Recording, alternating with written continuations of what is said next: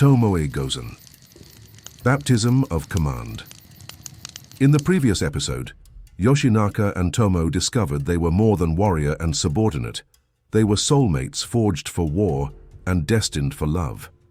Now, that partnership will be tested in the most brutal way possible, in a battle where theoretical strategies meet bloody reality.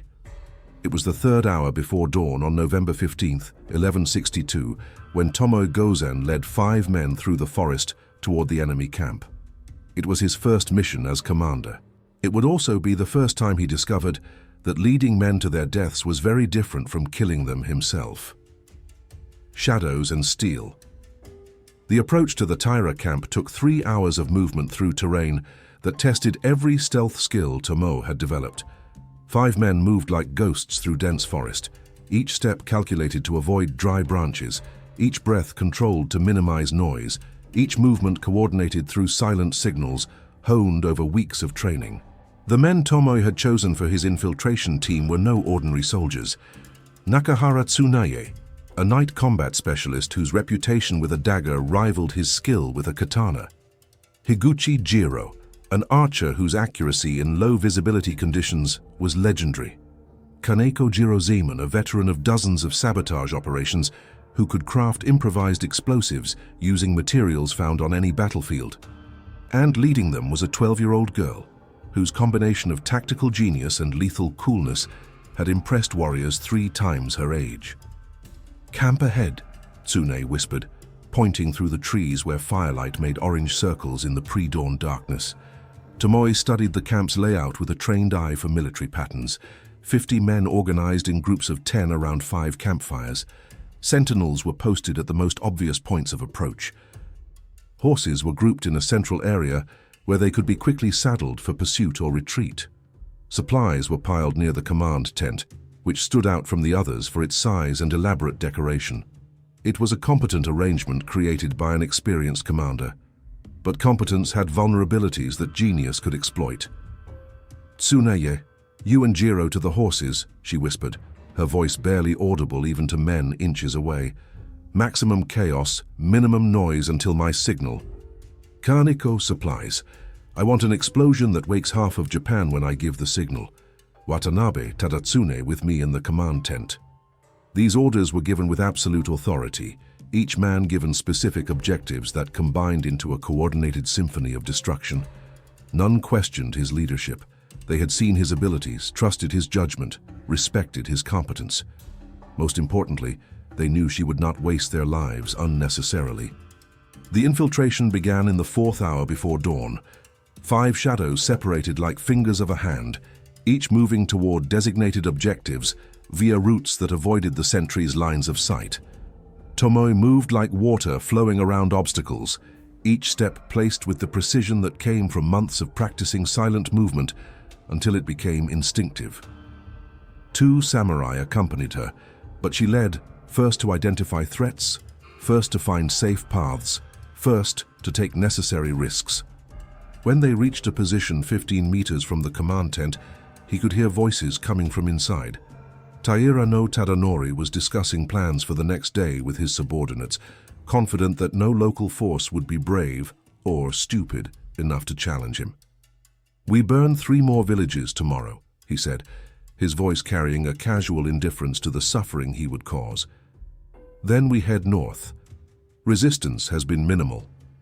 Tomoe felt cold anger build in his stomach. Not emotional anger that would cloud his judgment, but icy determination to ensure the man responsible for so much suffering paid the appropriate price.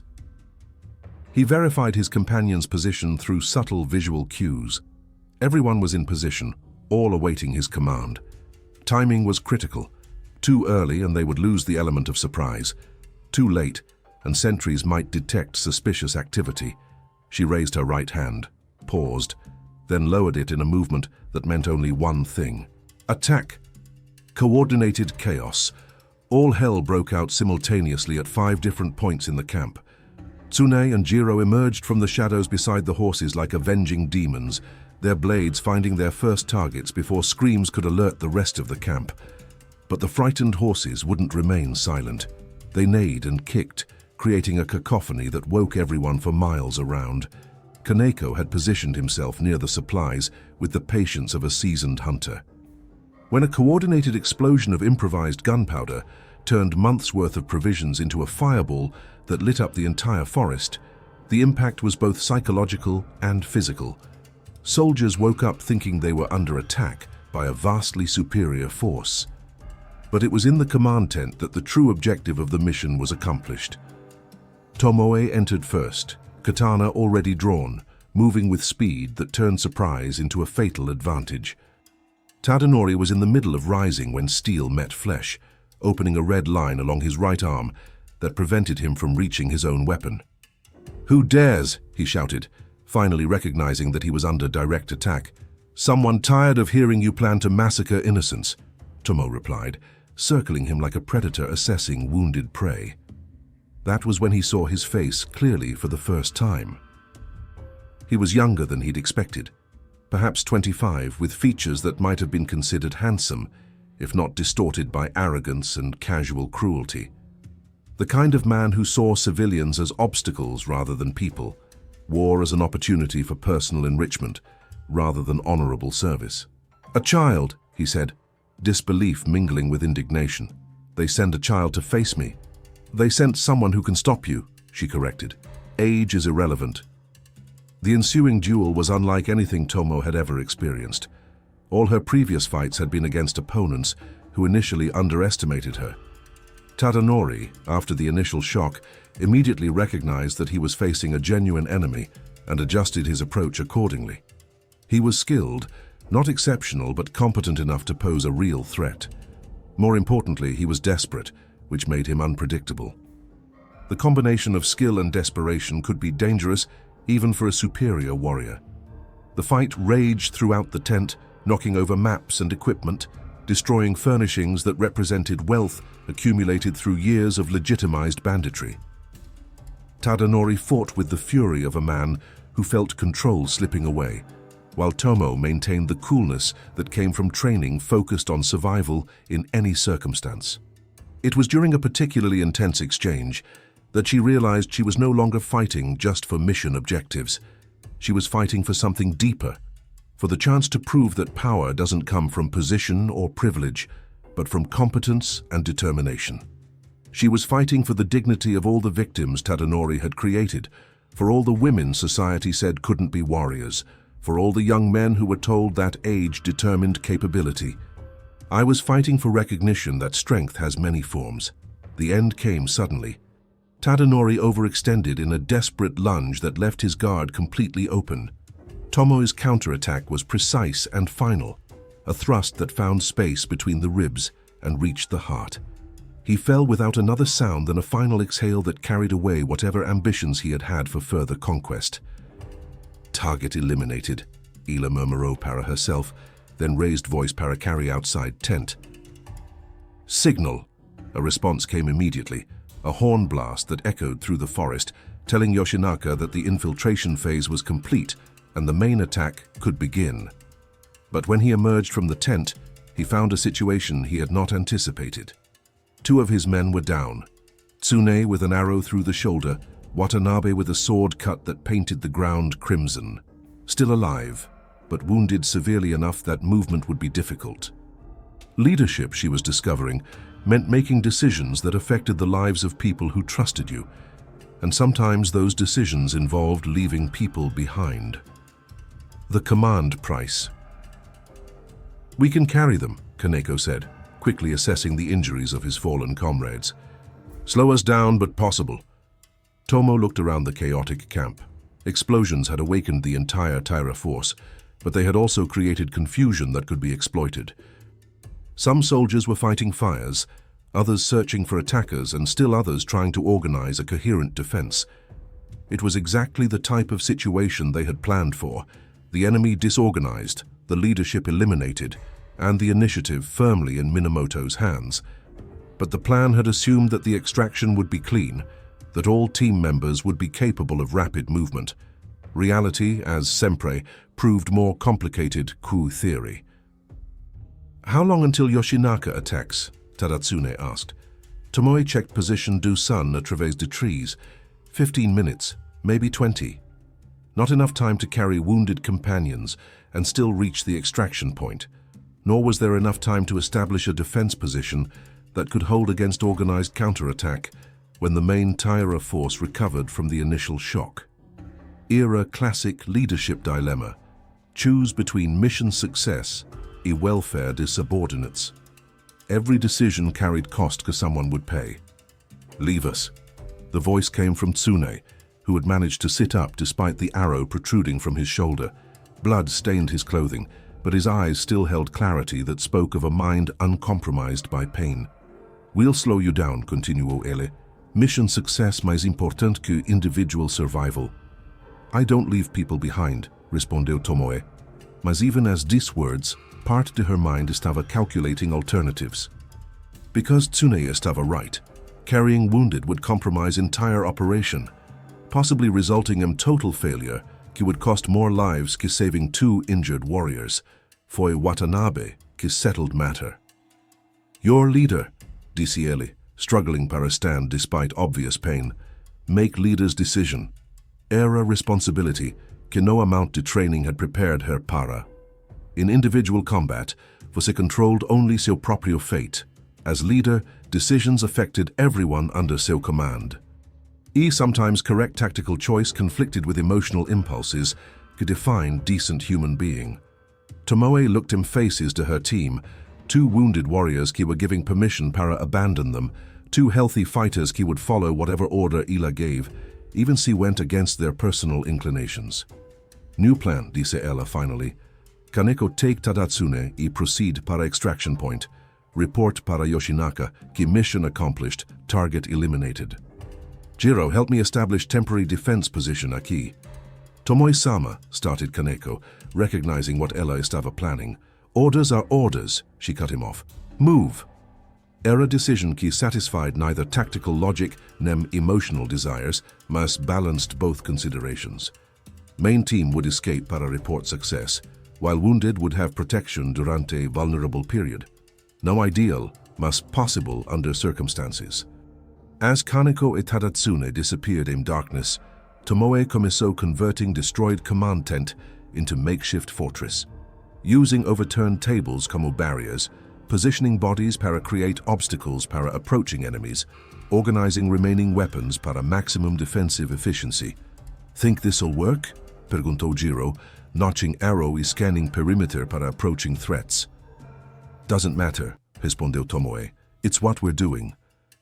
Era answer could define her approach para leadership. Acknowledge reality, make decisions based on available options, execute choices with full commitment regardless the outcome uncertainty. It was an attitude that would serve her well during years of warfare that lay ahead.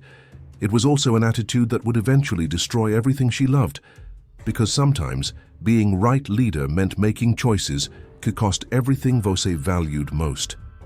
Arrival of the dragon. The sound of Yoshinaka's cavalry arrived like thunder rolling through the mountains, 30 horses moving in tight formation that spoke of months of training together. It was a sound that promised salvation to isolated defenders, but also a sound that meant the main battle was about to begin.